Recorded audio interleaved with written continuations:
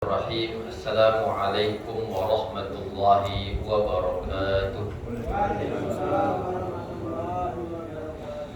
Alhamdulillahirabbil alamin wassalatu wassalamu ala asyrafil anbiya'i wal mursalin wa ala alihi wa sahbihi ajma'in wa sallama tasliman katsira ila yaumiddin, amma ba'd.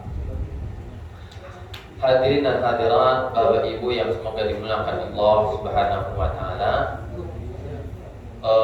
Alhamdulillah pada malam hari ini kita bisa berkumpul dalam kajian bulanan Musholla An-Nur. Musholla An-Nur. Dalam kajian kitab Jami' Ulum wal Hikam, syarah dari Arba'in atau Khamsin Haditsan. Syarah Khamsin Haditsan. Semoga Allah Subhanahu wa taala memberikan ilmu yang bermanfaat kepada kita, menjadikan pertemuan ini sebagai pertemuan silaturahmi warga, upaya mempererat hubungan ukhuwah Islamiyah kita, yang dengan itu kita beribadah kepada Allah, berkumpul dalam ketaatan kepada Allah Azza wa Jalla adalah sebuah keberkahan. Berkumpul dalam ibadah adalah sebuah kenikmatan. Kemudian salawat serta salam semoga selalu tercurahkan kepada junjungan kita Nabi besar Muhammadin sallallahu alaihi wasallam, kepada keluarga beliau, para sahabatnya, serta orang-orang yang senantiasa mempelajari dan beramal dengan ajaran Islam sampai akhir zaman. Dalam membahas hadis yang keempat dari hadis dari Jami'ul Ulum wal Hikam, syarah dari Khamsin Haditsan ini, maka Imam Ibnu Rajab rahimahullahu taala mengatakan, atau Imam An-Nawawi rahimahullahu taala mengatakan, kata beliau bahwa qala wa an Abdullah bin Mas'ud, dari sahabat Abdullah ibn Mas'ud radhiyallahu anhu, sahabat yang mulia Abdullah ibn Mas'ud radhiyallahu anhu mengatakan, haddatsana Rasulullah sallallahu alaihi wasallam wa huwa as-sadiqul masduq, mengabarkan kepada kami Rasulullah sallallahu alaihi wasallam, dan beliau orang yang as-sadiq al-masduq, orang yang jujur, yang benar dan dibenarkan informasinya. Kata beliau, inna ahadakum yujma'u khalquhu fi batni ummihi arba'ina yawman nutfah. Di mana Rasulullah mengatakan, kata beliau, sesungguhnya salah seorang di antara kalian, maksudnya semua kita, yujma'u khalquhu fi batni ummihi arba'ina yawman nutfah, dikumpulkan ya proses penciptaan dia di dalam rahim ibunya 40 hari itu masih sebagai nutfah, tetesan air mani. Summa yakunu 'alaqah mithla dzalik, kemudian akan berubah pada 40 hari berikutnya menjadi alaqah, segumpal darah. Ini lihat, Rasulullah bercerita tentang sesuatu yang Nabi gak punya ilmu seputar bagaimana proses kejadian manusia di dalam perut. Medisnya belum ada di zaman itu. Tapi dengan wahyu Nabi berbicara, itu kebenaran. Summa yakunu mudghatan misla dzalik, kemudian pada 40 hari ketiga dalam proses penciptaan itu dia akan berubah menjadi mudghah, segumpal daging.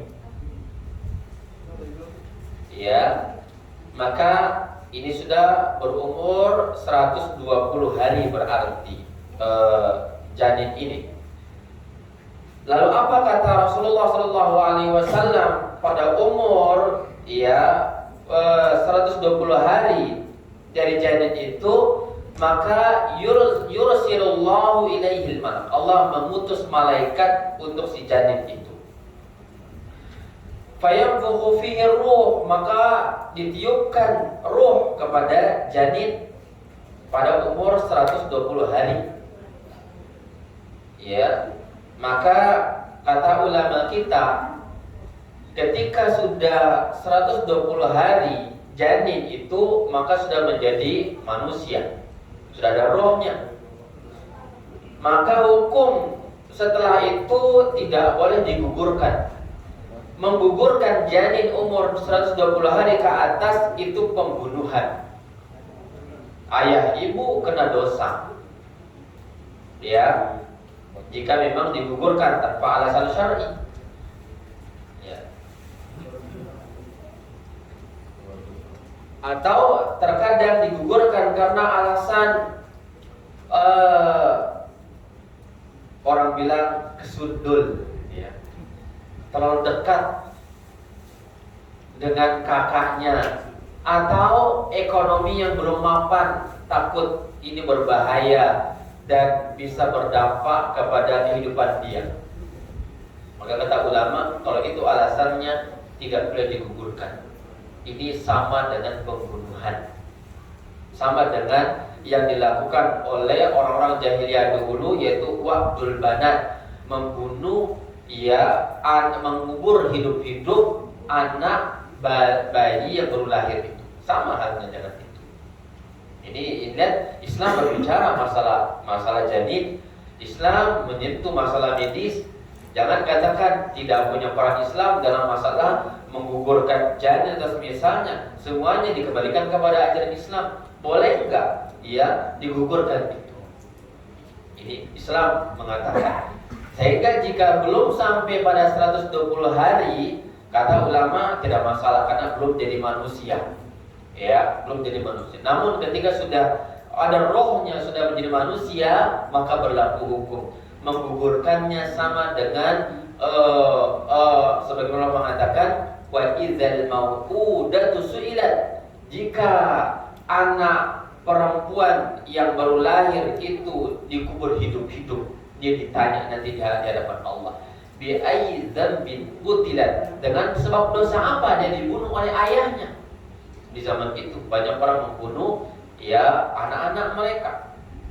Allah mengatakan di antara sebabnya, wala taqtulu auladakum min imlaqin, jangan kalian membunuh anak-anak kalian karena takut miskin. Ini Al-Quran katakan, nahnu narzuqukum wa iyyahum, kami yang memberikan rezeki kalian dan mereka. Rezeki mereka bukan di tangan kalian. Ini Allah tegaskan dalam Al-Quran. Kitab panduan pedoman hidup rumah tangga, pedoman hidup bernegara, pedoman hidup bertetangga, pedoman hidup hidup dalam kehidupan kita, dalam semua lini kehidupan. Al-Quran pedomannya, termasuk dalam hal ini. Tidak boleh ada orang membunuh anak, menggugurkan janin sembarangan tanpa alasan yang syar'i. Kalau alasannya takut miskin, haram hukumnya. Bahkan kata ulama, jika ada sepasang suami istri sepakat untuk membatasi jumlah anaknya, jumlah tertentu, ya, karena takut, nah ini alasannya, takut nggak bisa merawatnya, kata ulama, ini hampir disepakati ini perbuatan dosa. Kenapa? Kenapa? Ya, cukup memiliki anak dengan program berencana 1 atau 2 anak. Kata ulama, berarti seakan-akan orang itu meyakini bahwa Allah gak mampu memberikan kehidupan kepada anak kita ini. Berarti dia mencacati kekayaan Allah. Allah yang mengatakan, antumul fuqara, kalian yang fakir, wallahul ghani wa huwal ghani, Allah yang maha kaya, kalian yang fakir. Bahkan orang tua itu juga, ya, semasa dia dalam kandungan, Allah yang menjamin rezekinya. Allah sudah mengatakan, wa ma min dabbatin fil ardi illa 'ala Allahi rizquha. Tidak ada, ya, kehidupan binatang melata, bahkan termasuk manusia, Yang dabbah itu kullu ma yadubbu 'alal ardi, segala sesuatu yang melangkah di muka bumi itu namanya dabbah. Berarti manusia masuk di situ. Apa kata Allah? Wa ma min dabbatin, tidak ada binatang melata atau makhluk hidup di muka bumi ini illa 'alallahi rizquha, kecuali Allah yang sudah menjamin rezekinya. Namun kita dengan teknologi kita, dengan kekayaan kita tumpuk harta bukan untuk anak kita, untuk hal-hal lain, hobi, kendaraan mewah, rumah mewah, ya. Dan sebenarnya kalau jujur dalam berpikir bahwa yang bisa menyelamatkan akhirat, bahkan dunia berikut akhirat kita adalah anak itu. Anak itu, ya. Nabi mengatakan, jika kita ini mati nanti terputuslah amal, tersisa 3 yang terus mengalir, ya. Pertama, ilmu yang bermanfaat. Yang kedua, amal jariyah, ya, sedekah jariyah, sedekah jariyah. Yang ketiga, waladun saleh, anak saleh. Mungkin kita nggak semua berilmu, berarti harapan untuk menjadikan ilmu jariyah kita nggak bisa. Sedekah jariyah, ya, kita juga susah. Ekonomi di zaman sekarang kata orang susah, ya, untuk bersedekah bangun masjid, ya, ikhlas atau tidaknya itu berat. Zaman kita banyak memamerkan amal perbuatan, ya. Itu pamer, ria, itu membatalkan amal, kosong, sia-sia. Karena zaman menyeru ke cara ke arah itu. Yang ketiga, anak soleh, ya. Berarti kalau kita ilmu kurang, harta juga kita kurang mampu bersedekah, berarti kita harapkan yang ketiga, anak yang bisa menyelamatkan kita. Kalau anak hanya 2, peluang salehnya sedikit. Tapi kalau anak 5, 6, 7, 8, mungkin 2 gak saleh, ada yang 6 untuk saleh, mendoakan ayah ibunya nanti.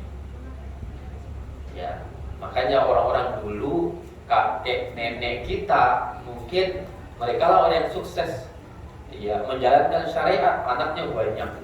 Nabi yang bilang, Nabi itu bangga dengan umat yang banyak anak. Kita nggak mau dibanggakan Nabi, kita sedikit saja. Ya Rasul, saya nggak mau dibanggakan engkau ya Rasulullah. Buktinya anak saya sedikit saja, nggak mau dibanggakan. Harusnya kalau kita ikut hadis itu, ingin membuat Nabi bangga, anak kita harus banyak. Bahkan kalau kita berpikir lagi, di zaman kakek nenek kita, pekerjaan itu terbatas. Yang mereka lakukan apa? Ya sawah, ladang, mengurusi itu semuanya dengan cara tradisional, lalu pulang ke rumah, ke musola masjid, berangkat lagi ke sawah. Hanya itu. Namun anaknya 8, 9, 10, bahkan belasan. Hidup enggak? Hidup. Jadi siapa? Jadi kita-kita ini. Sebagian jadi pejabat, sebagian jadi orang sukses dalam usahanya. Pernah nggak takut orang tua kita nggak bisa menghidupkan kita? Nggak terpikir. Nggak ada program kami, nggak ada apa-apa. Anaknya belasan, hidup. Bahkan sekarang jadi orang-orang yang tokoh dan semisal. Padahal lapangan pekerjaan sedikit, peluang usaha minim di kala itu. Belum ada namanya usaha online, belum ada namanya rapat meeting online, belum ada namanya kerja di luar negeri cara online, belum ada. Nah, zaman kita, ya, dengan terbukanya peluang usaha, bisnis dan seterusnya, harusnya anak kita 2 atau 3 kali lipatnya dari jumlah anak orang tua kita. Betul tidak? Logis tidak itu menurut bapak-bapak semua? Masuk akal. Itu seharusnya. Makanya sahabat Nabi, lihat sahabat Nabi ini zaman onta, ternaknya onta kambing gitu kan ya. Pertanian ya gandum atau kurma kan begitu.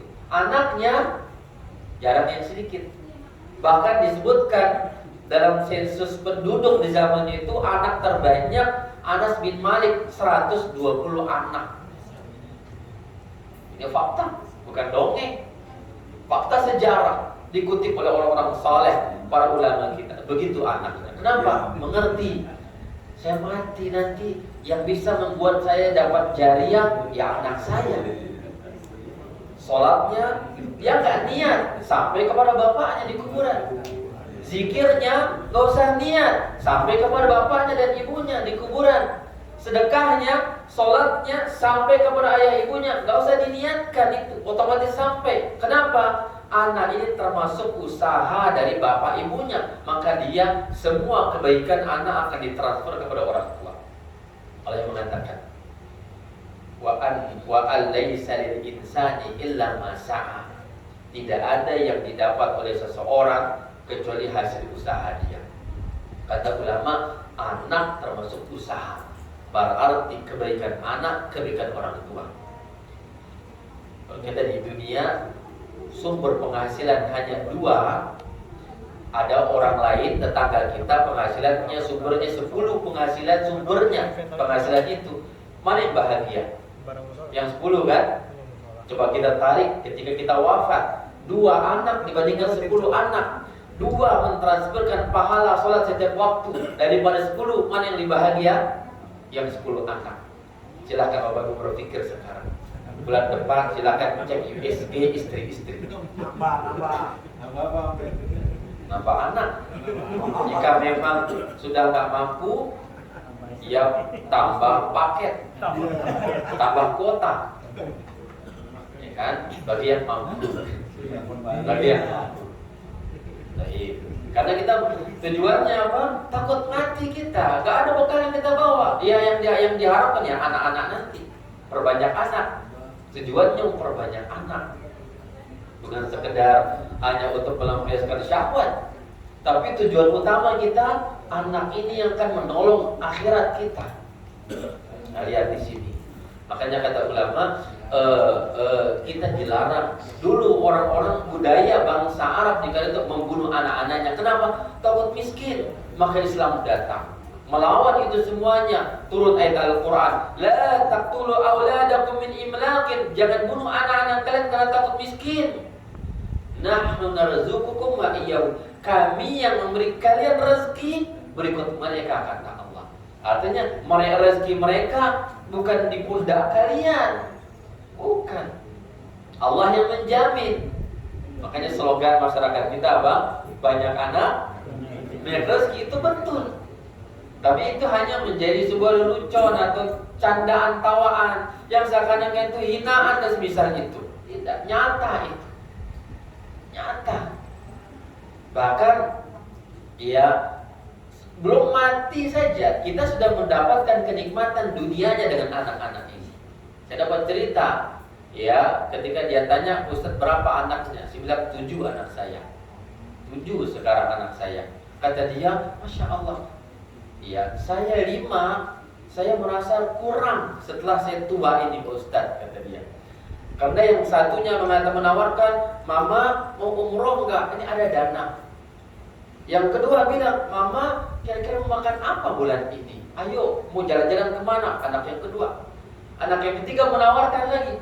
Semua anak menawarkan kebaikan. Musim panennya orang tua setelah letih mengurus yang 10, masa tuanya dia panen. Logika lain, orang yang banyak lahan, capek gak diurus ketika digarap dan seterusnya? Capek betul. Tapi ketika panen, orang yang paling bahagia lah orang itu. Begitulah kita punya anak. Namun terkadang susah. Kita melihat takut punya anak karena lihat repotnya tetangga yang punya anak 4 atau 5 itu luar biasa, kita takut dan semisal. Itu kan nggak selamanya dalam kondisi demikian. Anak itu nggak selamanya kecil, ya kan? Ada gedenya, ada musim dia pendidikannya, iya masih susah. Nanti ketika dia mengerti dengan pendidikan kita dan niatan baik kita untuk melahirkan mereka, membesarkan mereka, mereka datang membawa kebaikan-kebaikan mereka untuk ayah ibunya. Oleh karena itu kata ulama kita mengatakan bahwa jika ada seorang ibu ya atau ayah yang ingin memutus ya mensteril kandungannya, janinnya itu kandungannya dini tanpa alasan syar'i, ini adalah perbuatan yang dosa. Namun kalau tujuannya hanya menjaga jarak kelahiran itu boleh. Tapi kalau memutus sama sekali tanpa alasan syar'i, maka itu tidak dibolehkan di dalam agama kita. Kenapa? Kita seakan-akan tidak percaya bahwa Allah itu kaya. Seakan-akan rezeki, duit, beras yang dimakan itu dari kita, bukan dari Allah Subhanahu wa taala. Harus dikembalikan oleh kita. Keyakinan Allah Maha Kaya, kita miskin. Kita nggak punya apa-apa. Kita milik Allah. Itu kosong dalam benak kita zaman ini, zaman now. Ya pantas banyak orang yang gak berani punya anak banyak. Kenapa? Keimanan kepada Allah mulai menipis. Mulai menipis keimanan kita tentang kekayaan Allah, penjagaan Allah. Al-Quran yang kita baca setiap hari kurang memberikan siraman kepada kita, kurang mengerti dan seterusnya. Al-Quran menceritakan tentang rumah tangga sebenarnya yang kita hadapi saat ini, bukan sebagai kitab suci yang hanya dibaca, tidak. Isinya menyinggung kita semua, menyinggung kita, menegur orang-orang yang nggak punya anak atau hanya 2 anak atau 3 anak karena mampu untuk mencetak produksi setiap tahun atau semisalnya. Tegurlah Al-Quran. Kitalah yang tegur Al-Quran, bukan orang kafir. Kita, ya. Ini. Lalu apa kata Allah? Ya, Rasulullah mengatakan, lalu dikirimlah malaikat kepada anak itu ketika 120 hari umurnya. Lalu ditiupkan ruh kepadanya. Fayu'maru bi arba'i kalimatin, diberitakan ya oleh Allah untuk menentukan 4 perkara. Bikatbi rizqihi wa amalihi wa ajalihi wa syaqiyyun aw sa'idun. Untuk mencatat, menentukan rezeki dia, ya, amal dia, ajalnya, kemudian bahagia atau sengsara. Sudah dicatat oleh Allah Azza wa Jalla. Hanya saja itu rahasia. Itu nggak ada yang tahu. Nggak boleh orang mengatakan sepertinya rezeki saya hanya segini. Nggak boleh. Karena kan rahasia, nggak ada yang tahu. Ya, kita disuruh untuk apa? Ya, bekerja, berusaha, cari yang halal, nafkahi rumah tangga kita, dan berusaha terus. Dan niatkan itu sebagai bentuk ibadah kepada Allah Subhanahu wa ta'ala. Dengan dicatat rezekinya, amal perbuatannya, ajalnya, dan sengsara bahagia dia sudah dicatat di Lauhul Mahfuz, ya, dan menjadi ketentuan bagi si hamba tersebut. Ini rahasia. Kita disuruh oleh Allah untuk berusaha cari rezeki. Nabi menyuruh kita, Nabi beliau mengatakan apa? Ittaqillaha wa ittaqullaha wa ajmilu fit talab. Cara mencari rezeki, bertakwa kepada Allah, perbagusi cara cari rezekinya, terus berusaha. Jangan malas. Islam tidak membolehkan ada orang malas. Bahkan bekerja itu sendiri ibadah. Apa kata Nabi? Ya, ketika ada seorang sahabat melihat seorang sahabat lainnya, yang sahabat pertama ini pulang dari jihad, bawa senjata, gitu kan ya. Yang satunya dilihatnya memikul karung beras atau apa yang dia cari uang dengan itu. Namun badannya kuat, kekar. Apa kata dia? Andaikan badan engkau itu untuk jihad, kayaknya lebih bagus deh. Bukan hanya untuk akad karung kayak gini. Maka Nabi mengomentari, wahai fulan, tidak. Jika dia angkat karung cari nafkah untuk anak-anak dia, maka dia jihad di jalan Allah. Jika dia saat ini angkat karung, ya, mencari duit halal menafkahi ibu bapaknya, dia jihad di jalan Allah. Jika dia angkat karung hari ini untuk menghidupkan istrinya atau orang lain dengan cara itu yang halal, dia juga jihad di jalan Allah Subhanahu wa ta'ala. Jadi ternyata Islam mengajarkan bahwa cari rezeki pun adalah ibadah. Kapan itu? Jika diniatkan untuk untuk cari pahala dari Allah Subhanahu wa taala. Ya. Maka alangkah ruginya kita nggak paham Islam, berangkat pagi pulang sore, yang kita pikirkan bagaimana kebutuhan bulanan, pendidikan anak, biaya sekolah, cicilan rumah, biaya listrik, beli beras, hanya itu.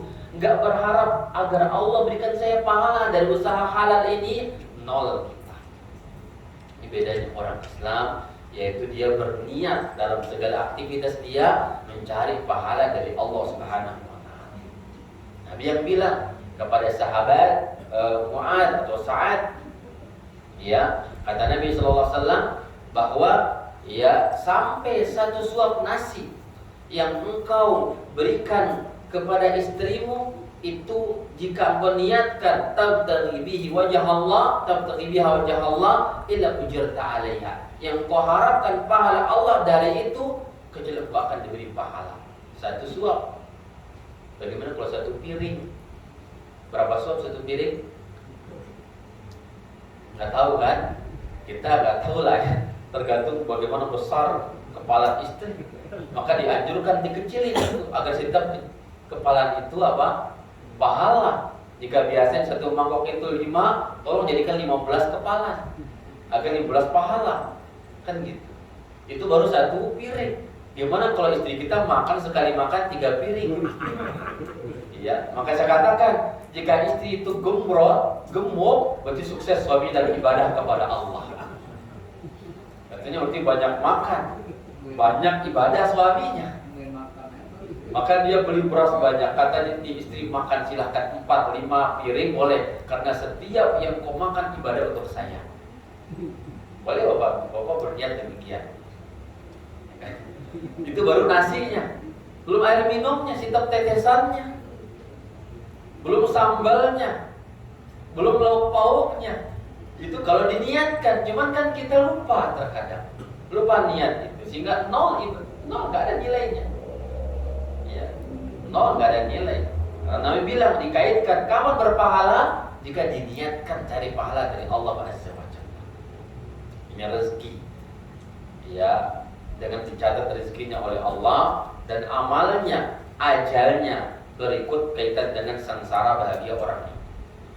Nabi melanjutkan, fawalladzi la ilaha ghairuh, demi zat yang tidak ada ilah Tuhan selain Dia, Allah Azza wa Jalla. Inna ahadakum la ya'malu bi'amali ahli jannah. Sesungguhnya salah seorang di antara kalian ada orang yang dia benar-benar beramal dengan amalan penghuni surga. Apa amalan penghuni surga? Dia sholat, berzakat, haji, puasa Ramadan, dan seterusnya. Saking dia ini terlihat soleh dengan amal penghuni surga itu, apa kata Nabi? Hatta ma yakuna bainahu wa bainaha illa zira', sampai-sampai antara dia dengan surga sejengkal. Ya, karena terlihat ini amal luar biasa. Fayasbiqu alaihi alkitab, ternyata takdir Allah mendahuluinya. Fayamalu bi amali ahli nar, lalu dia beramal dengan amalan penghuni neraka. Mati, fayadkhuluha, maka dia pun masuk ke dalam neraka. Ini orang pertama. Yang kedua kata Nabi, wa inna ahadakum la ya'malu bi amali ahli nar, ada orang di kalangan kalian beramal dengan amalan penduduk neraka. Hatta ma yakuna bainahu wa bainaha illa zira', sampai-sampai antara dia dengan neraka sejengkal. Tinggal sejengkal karena amalan dia penghuni neraka. Ya enggak sholat. Ini kalau penghuni neraka ya enggak mau sholat. Ya, dia korupsi, dia menerima sogok, atau dia juga menyogok, mengganggu orang, ya, tetangga miskin gak disantuni. Karena akan datang nanti di hari kiamat, tetangga itu akan menggugat tetangga. Tetangga miskin menggugat tetangga kaya, itu hadis Nabi. Apa kata dalam Sahih di dalam Adabul Mufrad karangan Imam Bukhari, di mana Nabi mengatakan nanti suatu saat akan datang seorang tetangga menggugat tetangga kaya. Apa kata tetangga itu? Ya Rabb, hada jari, ini tetangga saya dulu di dunia. Aghlaqa babah, dia dia gembok pintunya. Wa mana ma'rufa, dia pun apa? Mencegah kebaikannya untukku. Aku minta keadilan kepada Allah. Dia minta keadilan tetangga itu. Mungkin kita berpikir, loh ini duit saya, jerih payah saya, hasil usaha saya, apa peduli orang itu dengan saya? Itu bahasa kita. Tapi bahasa Islam nggak boleh. Bahasa Nabi mengatakan tidak boleh. Jika tetangga kita butuh, ya, dia boleh minta-minta kepada kita. Tetangga yang miskin boleh datang minta, dan bagi tetangga yang kaya wajib memberi. Boleh mengatakan, ya ini kan jerih payah saya, ya tanda mau hidup ya kerja saja. Boleh. Apa kata Nabi? Ma'amana bi rajulun bata syab'an wa jaruhu ja'ian. Tidak beriman kepadaku seorang tetangga yang dia kenyang malamnya, tetangganya lapar. Masya Allah. Tidak beriman kepada Rasulullah orang yang punya tetangga yang dia kaya, makan malam puas, tetangga sebelahnya nggak makan. Nabi mengatakan apa? Tidak beriman. Itu sabda Nabi. Dan Nabi kalau berbicara hak adanya, artinya berarti kita dengan tetangga ini harus rukun, damai, selami kehidupan tetangga kita. Tahu ekonomi dia, berbagi dengan dia. Tidak boleh ada orang yang bakhil dengan tetangga. Karena Nabi mengancam, bukan, dan itu walaupun mungkin di dunia tidak ada undang-undang kriminal tetangga kaya yang tidak menjamin kehidupan tetangga miskinnya lalu dikatakan kriminal, mungkin tidak ada pengadilan di dunia. Silakan kalau kita ke Margonda sana menuntut tetangga kaya kita, saya kira tidak akan direspon oleh pengadilan negeri. Tapi di akhirat pengadilan Allah akan direspon itu. Tetangga datang, ya Rabb, wahai Rabb, ini tetangga saya, dia punya segala-galanya, saya miskin, anak saya nggak sekolah, terkadang kami terpaksa puasa nggak punya makan, listrik kami sudah teriak bunyi-bunyi, tapi dia si kaya nggak pernah peduli dengan kami, ya Allah. Sekarang kami minta keadilan kepada Allah SWT. Itu satu tetangga. Apa arti tetangga dalam Islam? Batasannya apa? 40 ke depan rumah, 40 ke belakang, 40 ke kanan, 40 ke kiri. Dan di antara itu ada tengah-tengahnya kan, kurang lebih 200 orang. Kalau 200 orang ini datang menuntut kita, menggugat kita di hari kiamat, bangkrut kita, saya kira. Minta keadilan. Ini ajaran Islam. Ya. Nah, ini artinya ini bentuk dosa. Bentuk dosa. Ada orang yang berdosa sampai segitunya dia berdosa kepada Allah Azza wa Jalla. Tapi apa kata Nabi? Fayasbiqu alaihi kitab. Lalu ternyata ketentuan Allah, kitab Allah mendahului dia. Faya'malu bi amali ahlil jannah. Ya, sampai kemudian dia pun di akhir hayatnya beramal dengan amalan penduduk surga. Faidkhuluha, dia pun meninggal dunia, maka dia pun mati sebagai seorang ahli surga. Hadis ini dikeluarkan oleh Imam Al-Bukhari dan juga Imam Muslim. Jemaah sekalian yang dimuliakan Allah Subhanahu wa taala. Apa maksud hadis ini? Kenapa ada orang yang dia zahirnya sehari-harinya amal saleh lalu ternyata su'ul khatimah? Ini pertanyaan besar bagi kita. Sebaliknya, ada orang pendosa, namun ternyata dia matinya husnul khatimah. Ada apa itu? Ternyata maksud hadis ini kata ulama kita, dia adalah orang yang dia beramal zahirnya saleh, hatinya riya, hatinya sombong. Ini maksudnya hadis ini. Yang kemudian dengan kesombongannya, dengan riyanya itu tidak berbuah apa-apa. Lalu ternyata itu berdampak buruk sampai dia akhir hayatnya yang zahirnya baik, batinnya buruk.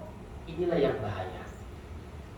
Sampai dia beramal dengan amalan penduduk neraka, dia meninggal dunia jadi ahli neraka. Yang kedua, zahirnya amalan ahli neraka. Tapi takdir menentukan lain. Maksudnya apa? Orang ini tidak beramal atau berdosa, ada uzurnya. Lingkungan yang enggak menuntun dia kepada jalan kebenaran. Ya. Teman yang rusak yang berada di sekeliling dia sehingga dia nggak bisa berbuat kebaikan maksimal. Namun hati dia ingin kebaikan. Batin dia rindu kepada kebaikan, tapi lingkungan yang ada yang memaksakan dia untuk seperti itu. Maka dengan modal niat baik, hati baik, orang ini Allah akan tuntun menjadi orang yang husnul khatimah, taubat, beramal dengan amalan ahli surga sampai wafat menjadi ahli surga. Ini kasusnya. Bukan orang yang kita lihat ke masjid setiap hari sholat, lalu kita katakan ini bakal matinya husnul khatimah, gak boleh. Atau sebaliknya, lihatnya gak sholat gitu kan ya, sholat enggak, lalu kita menilai ini kayaknya dia husnul khatimah, gak boleh. Bukan begitu maksud hadis ini.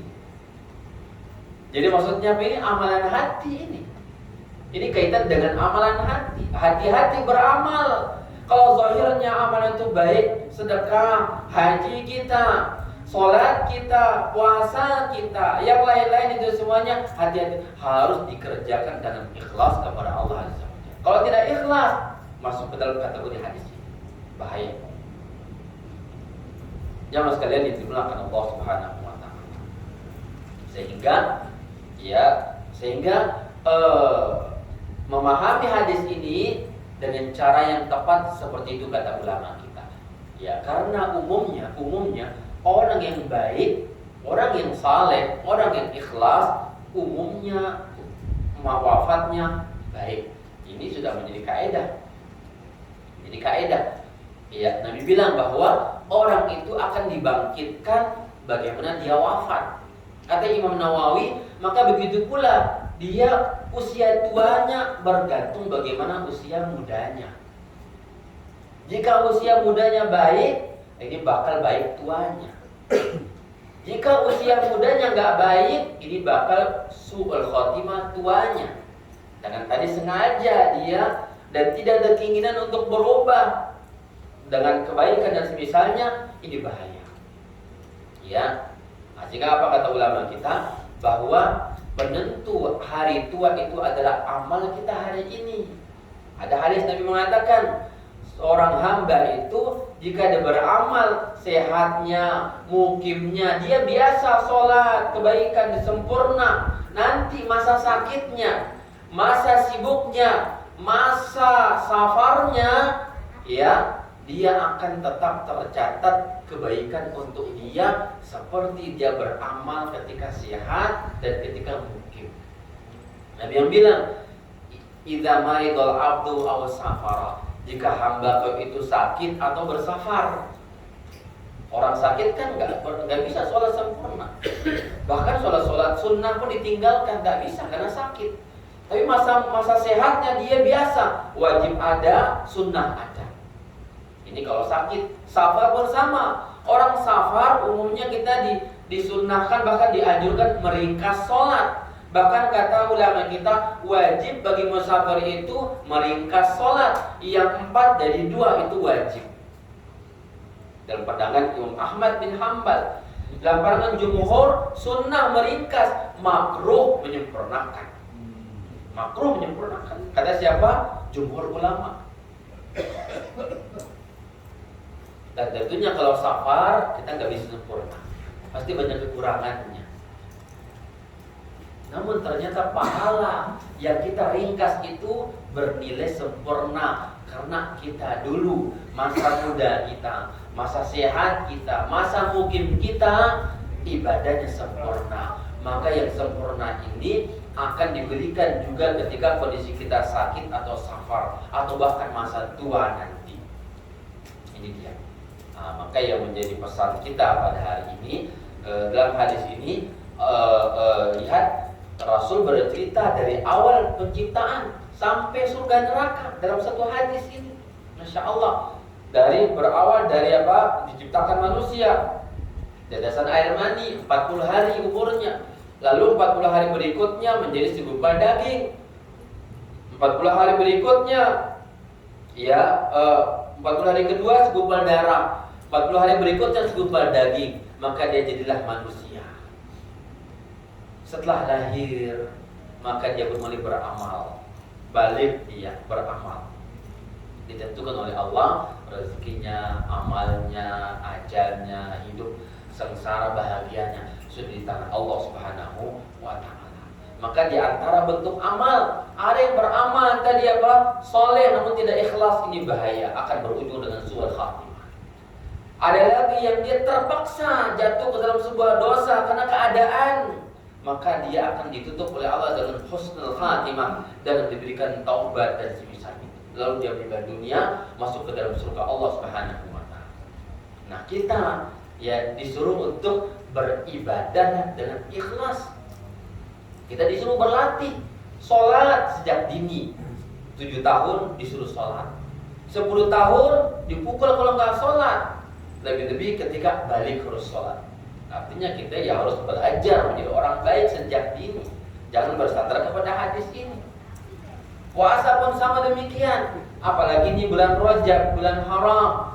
Dalam 2 pekan berikutnya, separuh bulan habis ketemu Sya'ban. Sya'ban ada Ramadan. Apa kata ulama? Rajab ini adalah bulan menanam kebaikan, berlatih kebaikan. Nanti Sya'ban rawat kebaikan, Ramadan terbiasa dengan kebaikan. Ya. Banyak saudara kita kalau tarawih Ramadan itu semangatnya di awal 1 sampai 10 hari. Sisanya hilang. Kaum muslimin menghilang. Gaib sebagiannya. Ya. Dan seterusnya sudah ya. Ya, bahkan ada juga yang nggak puasa, alatnya harus bekerja, cari nafkah. Ya, lupa bahwa Rajab ini adalah bulan menanam, bulan mempersiapkan diri untuk ibadah-ibadah Rajab, Sya'ban berikut Ramadannya. Harus cerdas menilai. Artinya berarti jangan bersandar kepada masalah takdir tadi. Kita diberikan oleh Allah akal, diberikan kesehatan pikiran, berarti harus segera beramal, berlatihlah dalam ibadah kepada Allah Subhanahu wa taala. Makanya kata Nabi, "Muru auladakum bis-shalah wa hum abna'u sab'in." Suruh anak-anak salat umur 7 tahun. Disuruh salat, suruh bangunkan salat 7 tahun. Kelas 1 SD. Suruh salat. Jangan katakan masih kecil, kasihan, enggak boleh. Nabi bilang, "Suruh salat anak Anda." 10 tahun kata Nabi, wadribuhum 'alaiha, pukul anak itu jika enggak sholat umur 10 tahun. Ajaran Islam mengatakan pukul anak jika enggak sholat umur 10 tahun. Ya. Nah, ini menjadi sebuah pelajaran bagi kita. Maka sejak dini kita dilatih untuk beramal, beribadah kepada Allah, dekat dengan mushola, dekat dengan masjid. Kondisi kita, kondisi nikmat yang melimpah di tanah air kita. Dulu, ya para sahabat Nabi itu ya menentukan orang mukmin, orang baik itu dengan sholatnya. Lihat dia ke masjid atau tidak. Jika dia ke masjid, kata Umar, kasih dia SKCK. Ini bukti dia soleh. Layak dikeluarkan surat kelakuan baik karena dia sholat, itu patokannya. Ya kan? Kalau zaman kita berbeda. Bukan lagi sholat patokannya. Yang penting datang ke kantor polisi, minta surat itu, cek jejak, rekam jejak dia orang baik, tidak ada baiknya, maksudnya tidak ada kriminal, tidak ada kasus dan semisalnya, maka keluarlah surat kelakuan baik itu. Di zaman Umar belum boleh dikeluarkan sampai dia ke masjid. Insya Allah. Makanya andaikan diterapkan sistem bernegara kayak Umar bin Khattab, ya nggak banyak yang soleh di kalangan kaum muslimin. Rata-rata nggak bisa keluar surat SKCK. Karena standar SKCK Umar apa? Sholat ke masjid. Namun dengan dilihatnya KTP muslim, keluar surat Anda soleh. Kenapa? KTP muslim. kurang teliti, kurang akurat penelitian hukum solehnya saya kira. Ya harus ada laporan tetangga, laporan RT, laporan DKM masjid. Oh kata DKM dia ini orang saleh, sering ke masjid, lapor ke kepolisian, dia saleh, keluarkan surat SKCK. Sudah terkoneksi semuanya. Berat itu ya. Kira-kira banyak yang protes saya kira. Karena yang protes itu orang yang salah. Nggak akan keluar surat itu, berat keluarnya nanti. Artinya di sini sebuah nasihat dari Umar bin Khattab kepada kita semuanya, bukan memvonis orang, tidak. Umar ingin mengatakan, kata beliau, "Idza ra'aita rajulan ya'tadul masjid fashhad annahu mu'min." Jika Anda melihat orang yang ke masjid sholat, kata beliau, maka berikan persaksian dia ini mukmin yang sejati, ini baru mukmin namanya. Baik, nah makanya dipesan daripada hadis ini bahwa ada yang namanya surga neraka juga. Mana ahli surga? Orang yang taubat, beramal, mati husnul khatimah. Banyak macam mati husnul khatimah. Ya, ada yang mati, di antaranya kata ulama kita, mati bersyahadat. Ini husnul khatimah. Mati keringat di keningnya, husnul khatimah. Mati malam Jumat atau hari Jumat, husnul khatimah. Mati terbakar, kebakaran, husnul khatimah. Mati tenggelam, husnul khatimah. Mati penyakit dalam perut, husnul khatimah. Penyakit menahun, wafat, husnul khatimah. Tentunya dilihat dari sisi ibadahnya juga. Karena ada orang kafir juga mati hari Jumat. Jangan dikatakan yang kafir husnul khatimah. Jadi patokannya apa? Kesehariannya juga. Ya, kesehariannya juga. Tentunya kita berharap bila kita wafat husnul khatimah. Dengan cara apa? Harus berusaha. Ya Allah yang mengatakan, "Innal ladzina qalu rabbuna Allah, tsumma istaqamu, tatanazzalu 'alaihimul malaikatu alla takhafu wa la tahzanu wa abshiru bil jannati allati kuntum tu'adun." Allah mengatakan, orang yang mengatakan Rabbku adalah Allah, lalu istiqamah di atas jalan Islam tersebut, maka ketika wafatnya turun malaikat mengatakan kepada dia, jangan sedih, jangan khawatir, bergembiralah dengan surga yang dijanjikan kepada Anda. Bahagia ketika wafatnya, kabar dari malaikat datang bahwa dia orang baik dengan jeripaya imannya, istiqamahnya dalam ketaatan kepada Allah Subhanahu wa taala. Baik, ini yang dapat disampaikan sehingga berharap agar kita menjadi hamba yang taat dan matinya husnul khatimah, masuk ke dalam surga Allah Subhanahu wa taala. Wallahu taala a'lam. Jika ada pertanyaan atau soal, silakan untuk ditanyakan. Hal-hal yang kurang jelas dari yang disampaikan.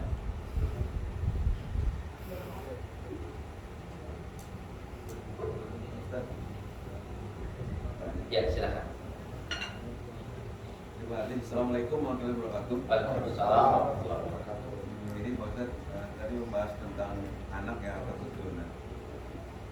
Apakah jumlah anak yang kita miliki itu udah merupakan suatu takdir sudah kan? Ya. Karena kan memang jumlah kita diberi anak beda-beda ya. Meskipun mungkin tadinya sudah ada 4 ya, tapi dalam perjalanan Kurang. ada yang meninggal, gitu ya. Terus ada juga yang tidak memiliki keturunan, Ya. dan mungkin ya berusaha juga ya. Dan apakah kita memang berhasil bahwa itu hasil kita juga karena kita memprogram misalnya begitu. Padahal kita tahu bahwa anak itu kan kita katanya titipan ya. Nah itu, apakah yang kita miliki itu memang sudah takdir dari Allah bahwa ya dikasih anak segitu yang ada sekarang? Bagaimana itu? Iya. Betul. Jadi kejadian yang ada pada diri kita itu sudah takdir Allah, nggak bisa lepas dari itu.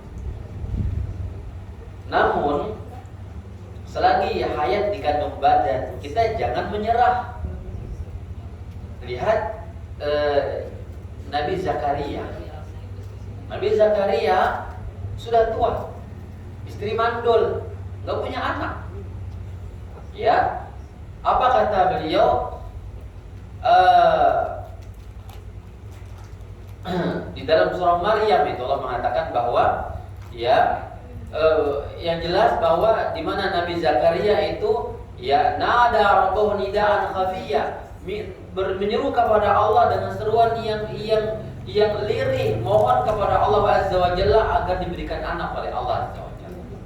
Ya, kata dia, waqad balaghani minal kibar wa muraati akhir, aku sudah tua, istriku juga mandul.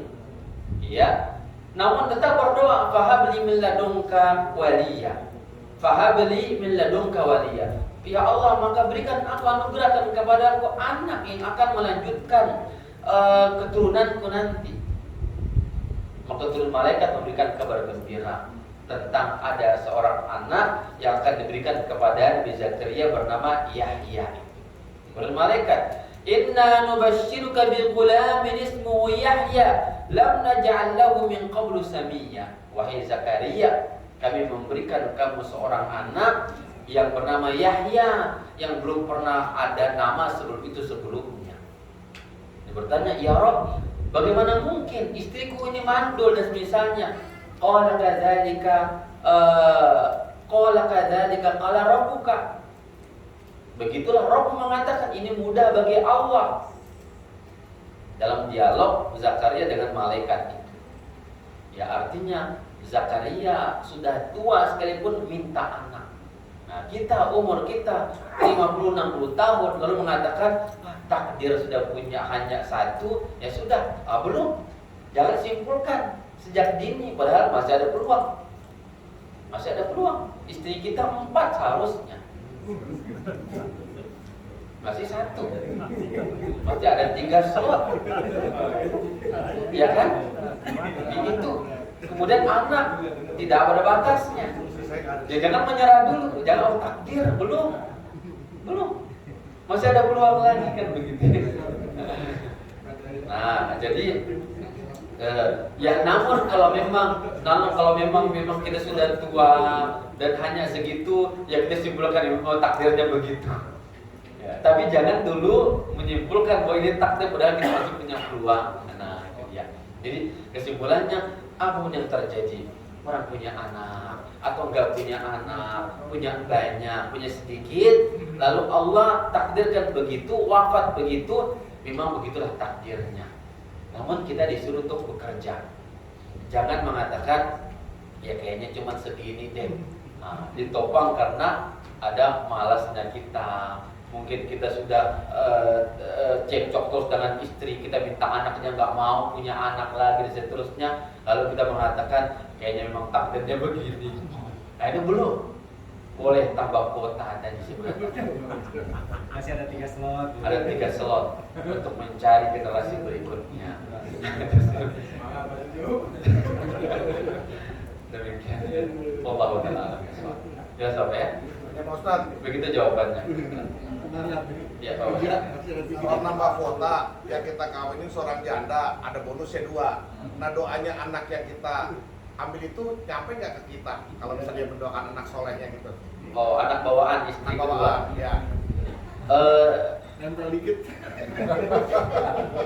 bagi setengah-setengah yang Bagus, artinya anak itu dirawat kan? Iya, Dirawat. Baik. Dengan modal kebaikan kita merawat anak itu, maka kita akan dapat doanya. Walaupun mungkin tidak seperti semua amal ibadah dia ke kita, tapi jika kita menjadi sebab dia menjadi anak baik, kita didik dia, ini luar biasa Bapak. Karena ada orang di sana, dia nikahi ibunya, anaknya diabaikan. Ini bagus. Buy one get all. Buy one get all. Beli satu ambil semua, sepaket. Jangan dipisahkan induk dengan anak. Nah, sehingga kalau memang anak itu dia saleh hasil didikan kita, maka semua kebaikan yang terlahir dari kebaikan itu akan menjadi kebaikan kita. Nabi yang bilang, man sanna fil islami sunnatan hasanah. Barang siapa yang mencontohkan sebuah kebaikan atau menyeru kepada sebuah kebaikan, maka bagi dia pahalanya berikut pahala orang yang mengikuti kebaikan itu tanpa dikurangi sedikit pun pahala mereka untuk kita yang mengajak kepada kebaikan. Nah, jadi kalau memang anak itu anak bawaan istri kedua itu tadi dia adalah kita didik, lalu dia sholat, dia taat dan semisalnya, maka kebaikan yang dikerjakan itu adalah untuk kita. Berikut doa-doanya juga akan kita dapat kebaikan dari doa itu. Jadi demikian. Maka semakin banyak anak, semakin banyak peluang untuk dikabulkan doa. Begitu pula semakin banyak istri, semakin banyak peluang untuk mendapatkan pahala kebaikan. Ini memang berat juga ya. Kebaikannya banyak tapi berat juga memang ya. Nah, Allah Ta'ala alam bisawab ya. 3 ya.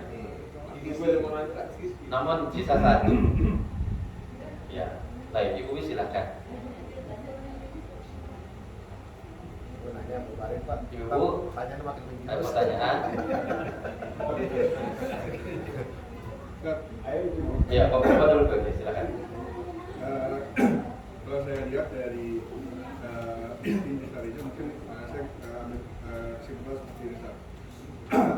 Misalkan saya tidak bisa punya anak saat terus Ya. apakah misalkan saya dengan menyambungi anak-anak fakir miskin yang ada di rumah yatim piatu, apakah dengan saya beramal ke mereka, misalkan saya memberi nafkah mereka, terus kemudian akhirnya mereka menjadi anak-anak yang soleh-soleha misalkan, apakah pada saat mereka mendoakan itu juga doanya sampai kepada saya?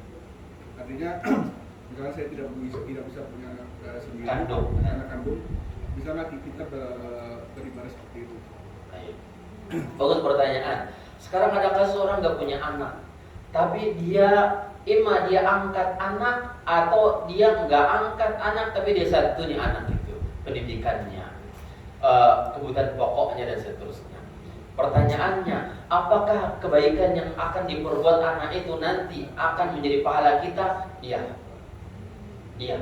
Itu namanya pahala jariah juga, sedekah jariah. Ya, jadi kalau kita memang malas punya anak, maka santuni banyak orang. Iya.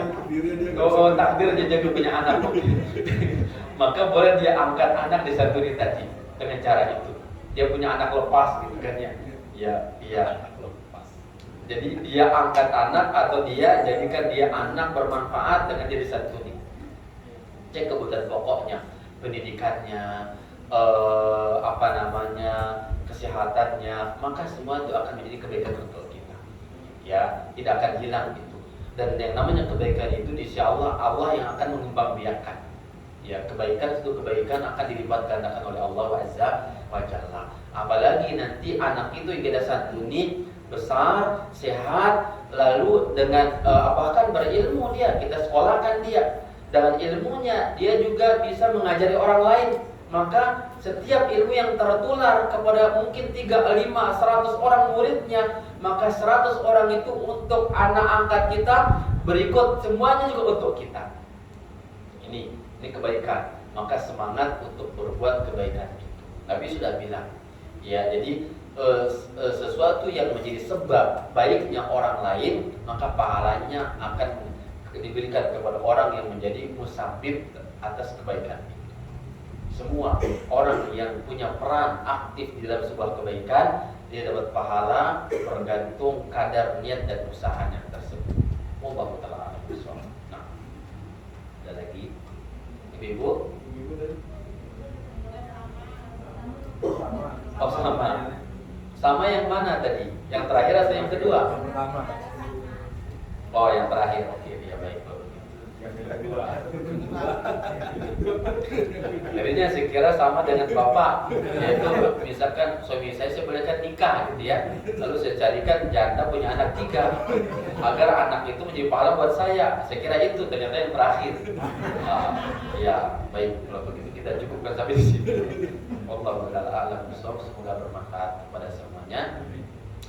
Kurang mohon dimaafkan. Jadi pesan dalam hadis Rasulullah ini agar kita semangat untuk beribadah, kepada Allah Azza wa Jalla, perbaiki diri kita, dan itulah proses kehidupan kita, dan kita akan wafat, kita akan mati. Yang akhir kehidupan kita surga atau neraka. Kita berharap surga nantinya. Dengan iman kita, dengan jerih payah kita, dengan hadirnya kita ke majelis ilmu, kita belajar, kita teringat akan satu dua kebaikan. Semoga itu menjadi pahala semuanya dalam silaturahim, dalam kebaikan majelis ilmu semacam ini. Semoga Allah berkahi lingkungan dan seterusnya dan anak keturunan kita semua. Wallahu ta'ala alam bishawab. Ini yang dapat disampaikan.